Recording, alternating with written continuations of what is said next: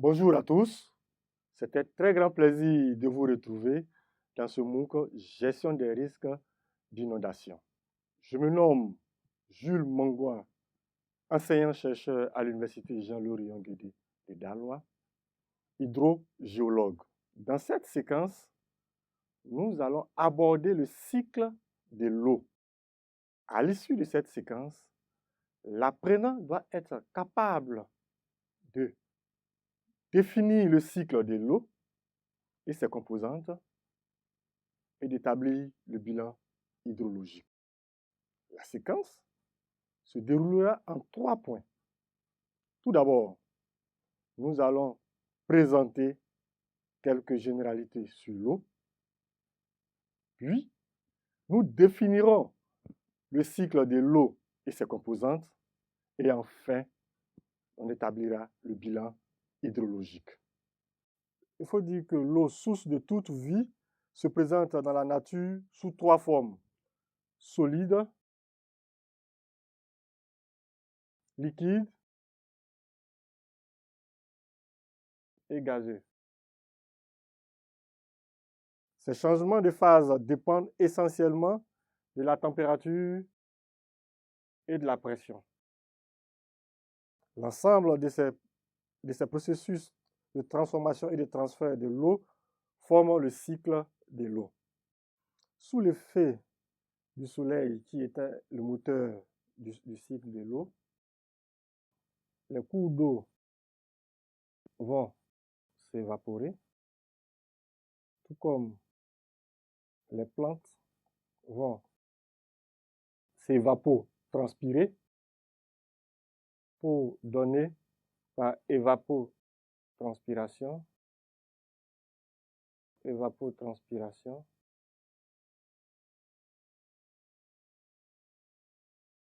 et par évaporation vont donner les nuages. Les nuages, à leur tour, par condensation, vont migrer vers le continent pour donner les précipitations.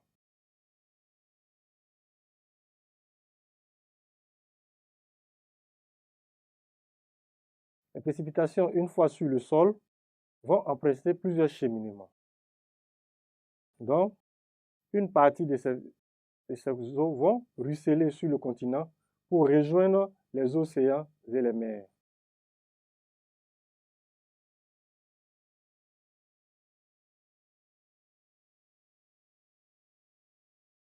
Une autre frange de ces précipitations va s'infiltrer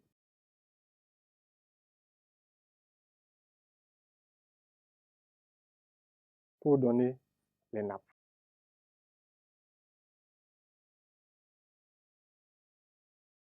Cette frange qui vient remplir les nappes va s'écouler par écoulement hypodermique pour rejoindre à son tour les cours d'eau et les mers. Aussi, ces différentes nappes par résurgence vont créer des sources d'eau pour rejoindre les cours d'eau et les mers. Le cycle de l'eau recommence ainsi et ne cesse jamais. C'est quoi donc le cycle de l'eau? Le cycle de l'eau est un phénomène naturel continu qui représente le parcours général de l'eau en circuit fermé avec changement d'état entre les grands réservoirs. Le soleil est le moteur du cycle de l'eau. Après la définition du cycle de l'eau, nous abordons maintenant sa description. Sous l'effet du soleil, les eaux des continents vont s'évaporer, tout comme les plantes vont s'évapotranspirer pour donner des nuages par condensation. Ces nuages vont migrer vers les continents pour donner les précipitations. Et ces précipitations, une fois sur le sol, vont emprunter plusieurs cheminements. Après avoir défini le cycle de l'eau, Nous passons maintenant à la définition des différentes composantes. Donc, qu'est-ce que c'est que les précipitations? Les précipitations sont les eaux météoriques qui tombent à la surface du globe sous forme liquide et ou solide ou encore sous forme de précipitations déposées qu'on appelle généralement la rosée. Dans notre cas, la pluie est la composante qui nous intéresse le plus. Pour la calculer, dans les semaines à venir, nous allons utiliser 3 méthodes. La méthode arithmétique, la méthode des isoïètes et la méthode des polygones de Thiessen. Une fois la pluie définie, nous passons maintenant à l'évaporation. Quant à l'évaporation, c'est un phénomène physique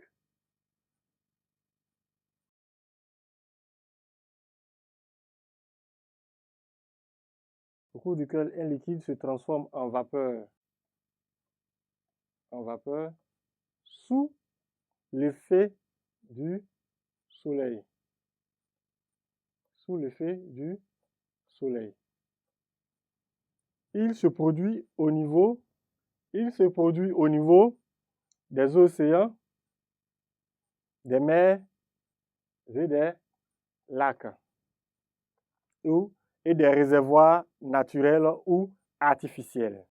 Elle est influencée par la température, le vent, la pression, l'humidité de l'air et le rayonnement solaire. La transpiration est le phénomène physique par lequel les plantes restituent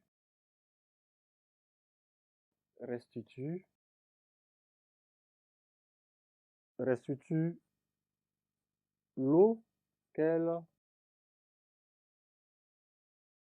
ont absorbée sous forme de vapeur.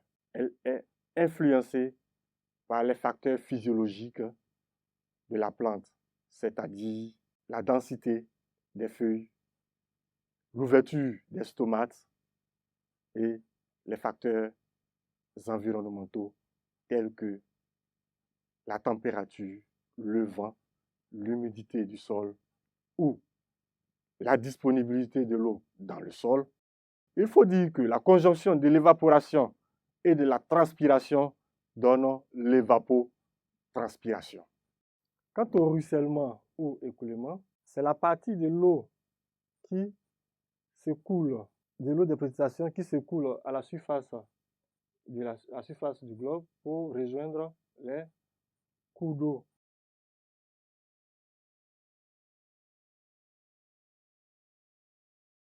L'infiltration est la partie qui pénètre dans le sol et le sous-sol, formant ainsi les réserves d'eau souterraines.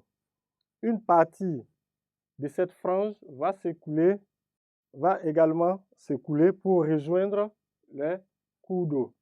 Une fois l'infiltration définie, nous abordons maintenant la dernière partie de notre séquence qui est le bilan hydrologique.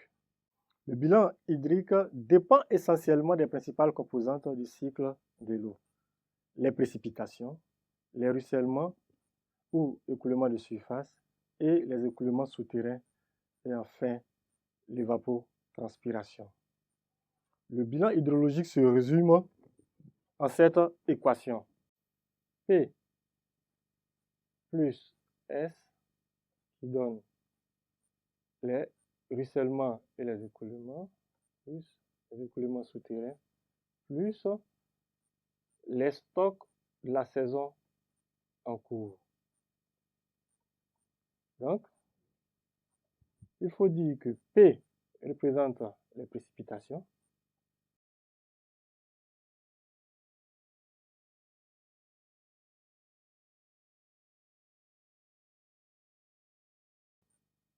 S, ce sont les stocks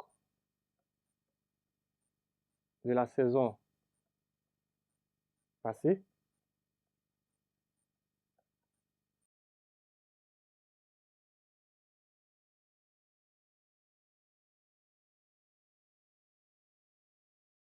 R représente les écoulements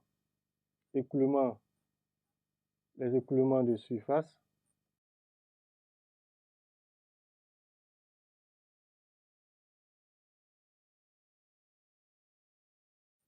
et E représente l'évaporation,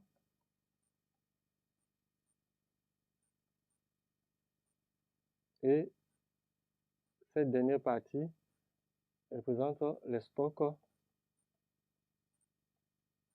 de la saison en cours. Voilà ainsi défini le bilan hydrologique. Que retenir donc de cette leçon? À la fin de cette séquence, nous pouvons retenir que le soleil est le moteur du cycle de l'eau. Le cycle de l'eau se produit sans cesse et ne s'arrête jamais sur un bassin versant. Et le bilan hydrologique s'équilibre plutôt en apport et en perte, d'où la formule suivante. Je vous remercie pour votre aimable attention.